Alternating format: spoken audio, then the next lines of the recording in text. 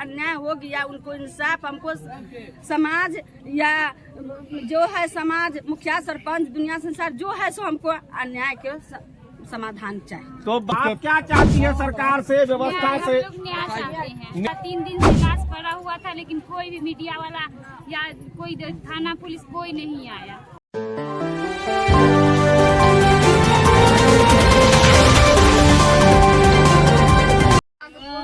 देखिए, इसी ताबूत में 3 दिनों तक वह रोशन कुमार मृत पड़ा रहा, ये बर्फ की सिल्लियों पर, लेकिन कोई प्रशासन का अधिकारी इनके दरवाजे तक नहीं आया।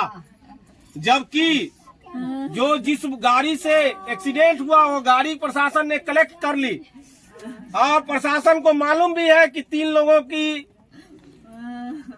के साथ ये हादसा हुआ, जिसमें एक जो रोशन कुमार था उसकी मृत्यु हो गई, और उसके बावजूद प्रशासन के कान तक पर जू नहीं रेंगती है। क्यों? क्योंकि ये किसी गरीब आदमी का घर है। आइए मैं घर के आंगन तक आपको दिखाता हूँ कि ये कैसे अपना घर चलाते हैं। ये देख लीजिए, ये बांस से बना हुआ घर है, जो ईंट है वो भी खत्म हो रहा है।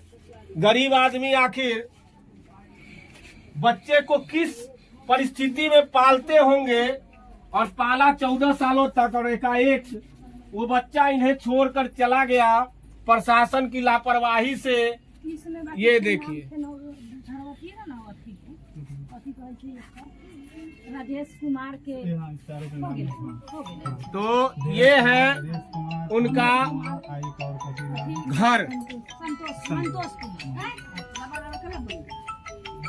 और चलिए अब आपको घर से बस ये ज्यादा से ज्यादा 15 फीट या 20 फीट लंबा घर है, जिसकी चौड़ाई होगी 8 फीट।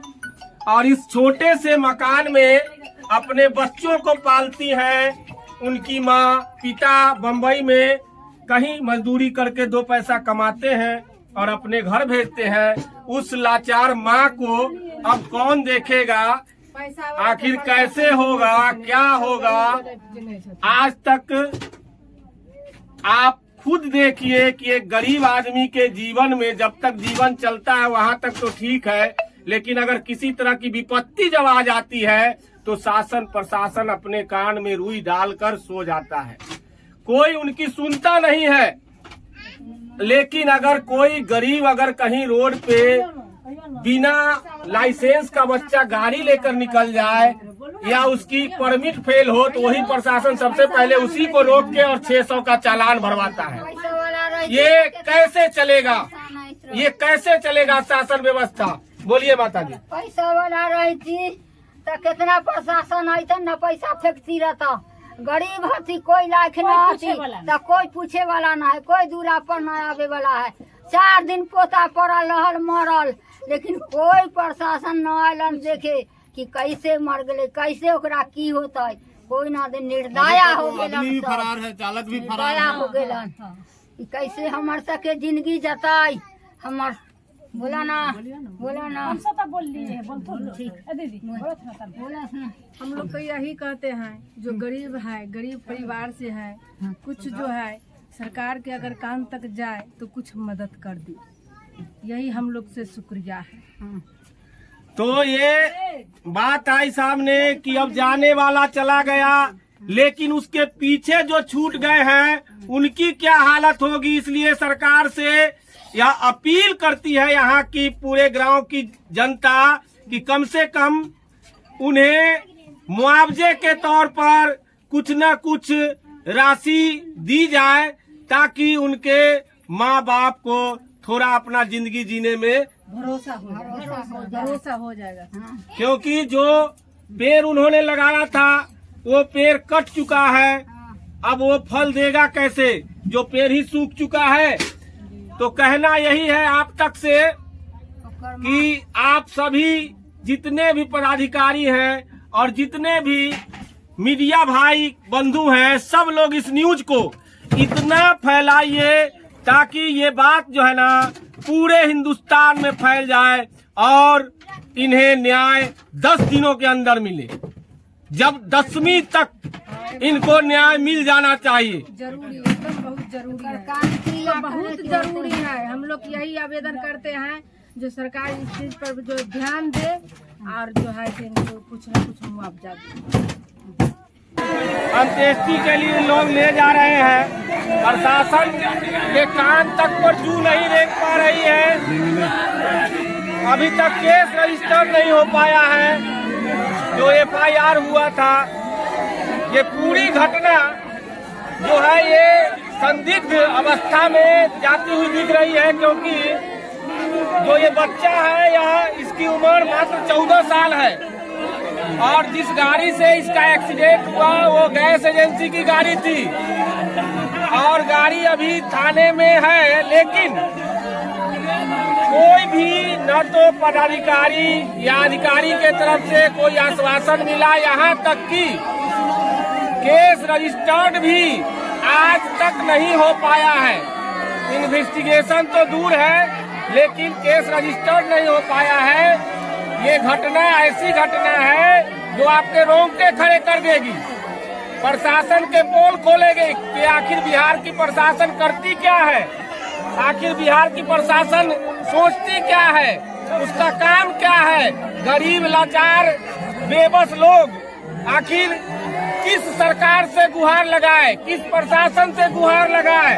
आज हम पहुंचे हैं वैशाली जिला के महुआ प्रखंड के मोहम्मदपुर टुगरी ग्राम में, जहां एक 14 वर्षीय बालक रोशन कुमार जो बृहद दुर्घटना में मारा गया और उसके साथ 2 और युवक थे और ये चेहरा कला प्रखंड है, सॉरी, तो ये मारा गया जो व्यक्ति है, जो बालक है, उसका नाम है रोशन कुमार और इसके साथ 2 और बच्चे थे जो बड़े ही मतलब सीरियस पोजीशन में है और वो हॉस्पिटल में है और उनके साथ क्या होगा ये पता नहीं है। लेकिन इनके साथ जो हुआ है उसके लिए तो प्रशासन पूरी तरह से जिम्मेवार है। हालांकि हमने इसकी खबर ADM सर को अभी से 1 घंटे पहले ही कर दी थी। दिल्ली से आए हैं, बम्बई में रहते हैं और आज ही सुबह वो आ पाए हैं और ये अवस्था है। आखिर देखिए अभी फिर से दांती लग गया है, थोड़ा पानी और ये उनके सामने जिनको 9 महीने कोख में पाला था और 14 साल तक उसके आसरे जिंदगी काटने की जुगत में थी कि चलो एक मेरा बुढ़ापे का सहारा होगा, वो सहारा छीन गया लापरवाही से, प्रशासन की लापरवाही से। तो ये है मोहम्मदपुर टुगरी ग्राम की देख रहे हैं कि क्या बिहार की व्यवस्था है, कानून की धज्जियां उड़ी। एक गरीब आदमी का मकान है जिसमें 2 कमरे हैं और माली समाज से आते हैं और उसमें भी अपने परिवार को बम्बई रह के 2 पैसा कमा के पालते हैं और ऐसे व्यक्ति के पुत्र की एक सड़क दुर्घटना में मृत्यु हो जाती है गैस एजेंसी के गाड़ी से और प्रशासन के कान तक पे जू नहीं रेंगती है। आखिर ये कब तक चलेगा, ऐसा ही कब तक होता रहेगा। गरीब आदमी के लिए प्रशासन उनके दरवाजे पर कब पहुंचेगी। प्रशासन आखिर किसके लिए है, गरीबों के लिए प्रशासन नाम की कोई चीज नहीं है क्या? प्रशासन आज क्यों नहीं रही है? प्रशासन नहीं है, प्रशासन दरवाजा नहीं आ रहा है। प्रशासन यहाँ हमारा अन्याय को निर्णय देने के लिए हम तैयार, दो हमारे निर्णय यहाँ प्रशासन आकर के हमको निर्णय दिला दीजिए। ये काहे इतना दुर्घटना कर दिया, चुपचाप जाकर के अपना सभा में बैठे हुए हैं। हमको यहाँ एक ही बात समझ में आ रही है कि कोई न कोई गैस एजेंसी का दबाव के कारण प्रशासन जो है वो इस केस में कुछ भी आगे तक नहीं कर पा रही है। वो गाड़ी किसी गैस एजेंसी की है।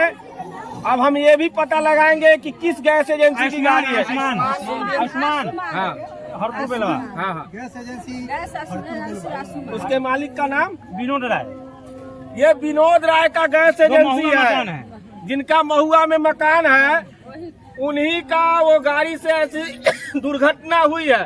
तो हो सकता है कि वो ऐसे रसूख के आदमी है, राजनीतिक पहुंच के आदमी है, जिस रसूख के वजह से प्रशासन जो है उनके दबाव में काम कर रहा होगा।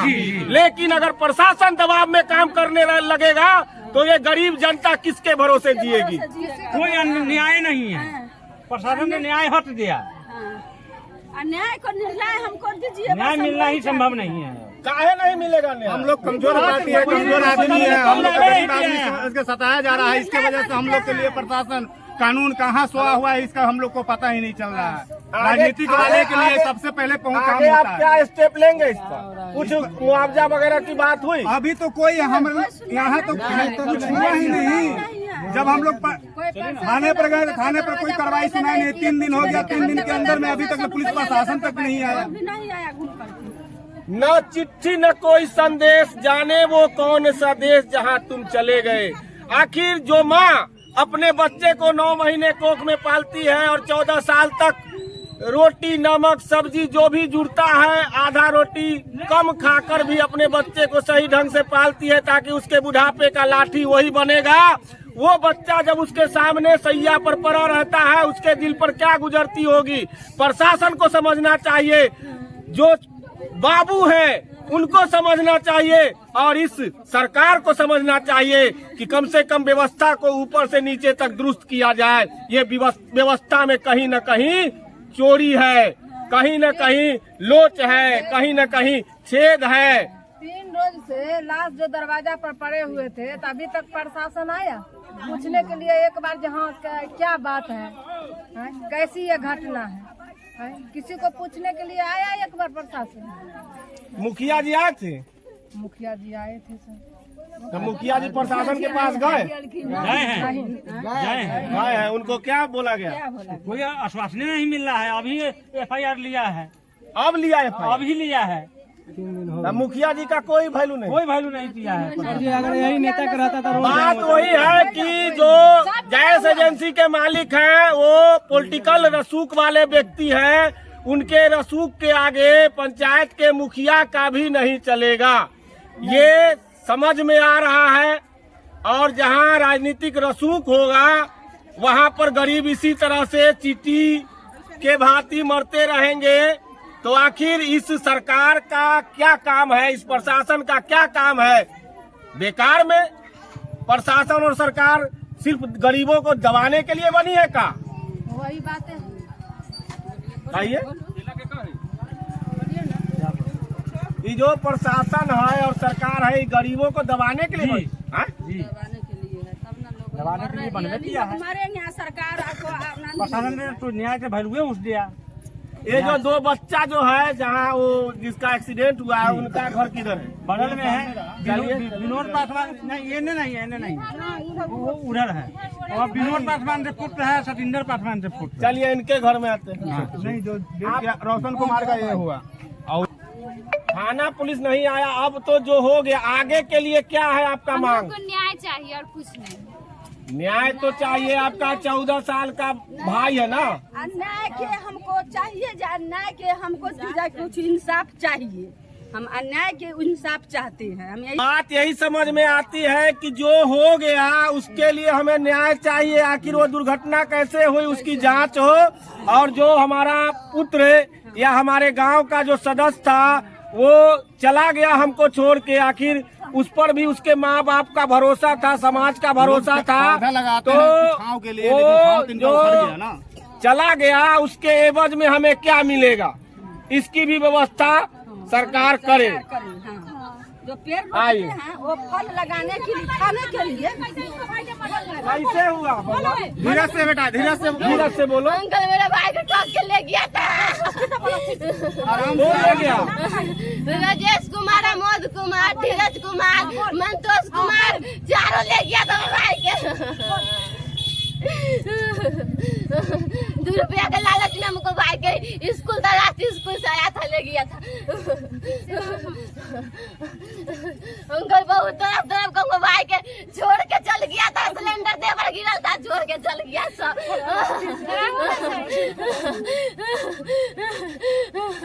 13 साल और 14 साल के बच्चे से काम कराना सबसे बड़ा अपराध है इस कानून में। अगर कोई 13 साल 14 साल के बच्चे से सिलेंडर उतरवाता है तो वो सबसे बड़ा जुर्म है, और उस व्यक्ति को पकड़ा जाए, जैसा कि ये लड़की कह रही है कि उसको यहाँ से 2-4 रुपए का लालच। न्याय चाहिए हमको, सबके न्याय चाहिए हमको भाई, हमें न्याय चाहिए। शांति से जो भी बात पानी दीजिए, पानी लाइए। शांति से जो बात करना है सही से बात करो। शांति से खराब का बोला होश ना भाई 13 साल के ही था। एक बहन का राखी छिन गया, एक माँ का गोद सुना हो गया, इस पर सरकार हमको सवाल हुआ मम्मी रहेगा। पापा को सहारा छिना गया। हमको न्याय चाहिए, हमको भाई के। शांति हो जाओ। अस्थिर से बोलता मुस्कान, अस्थिर से बोला, अस्थिर से बोला, अस्थिर से बोला था। हम लोग को पता भी नहीं था कि हमको भाई कहाँ जा रहा है।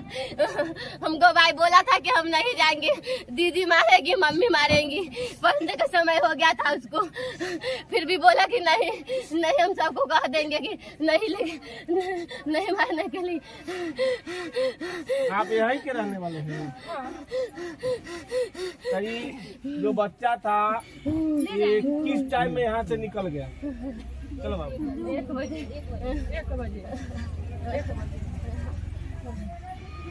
तो हम गाड़ी उधर जाए देख ली, उधर से गाड़ी जब देख ली, लेकिन हम बच्चा के चढ़े तो न देख ली। अपना घर में रही, घर हम बच्चा के देखे न पाई जब बच्चा चढ़ल गाड़ी में से। लेकिन गाड़ी उधर से आयलक, चल गया के बच्चा इधर से वहाँ से चढ़ उधर के साथ वजह से औरत ने मना की थी कि नहीं ले जाने के लिए, फिर ले गया। दुकान वाली वो भी बोली थी कि नहीं दुकान वाली जाने सब के लिए, बात मान गई थी। इसके बाद वो बोला कि नहीं चलो, तुम्हारी मम्मी नहीं मारेगी, तुम चलो, हम तुमको तुरंत वापस लेके चलाएंगे, सिर्फ सिलेंडर लोड करके लेके चलाएंगे।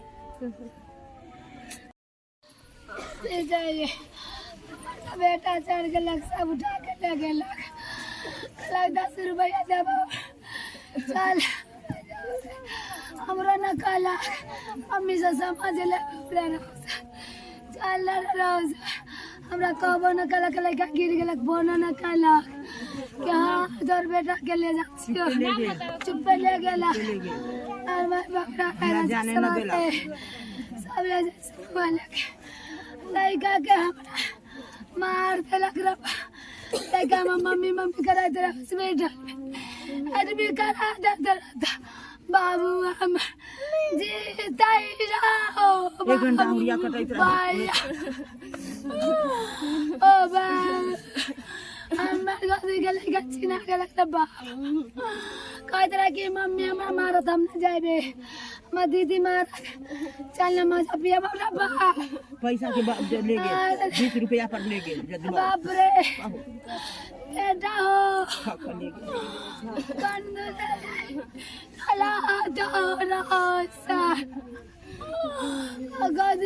मेला देखे ला कोई जाके पूछो।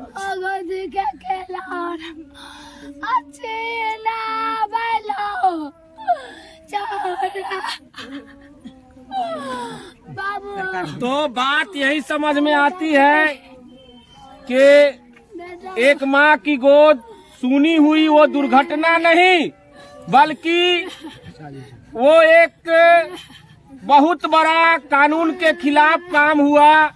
एक 13 साल के बच्चे को गैस की गाड़ी पर ले जाना सबसे बड़ा जुर्म है। उस माँ की गोद तो सुनी हो गई, उसके बाद दूसरा जुर्म यह हुआ कि एक्सीडेंट के बाद उस बच्चे को वहीं छोड़ दिया गया। अगर समय पर उसको हॉस्पिटल भी पहुंचा दिया जाता तो आज रोशन, तो मैं नवीन किशोर आप तक से बस यही गुजारिश करूंगा कि जो भी लोग इस वीडियो को देखें, शेयर करें, सब्सक्राइब करें, लाइक करें और जितनी दूर तक इस बात को फैलाएं उतना अच्छा है। जय हिंद, जय भारत।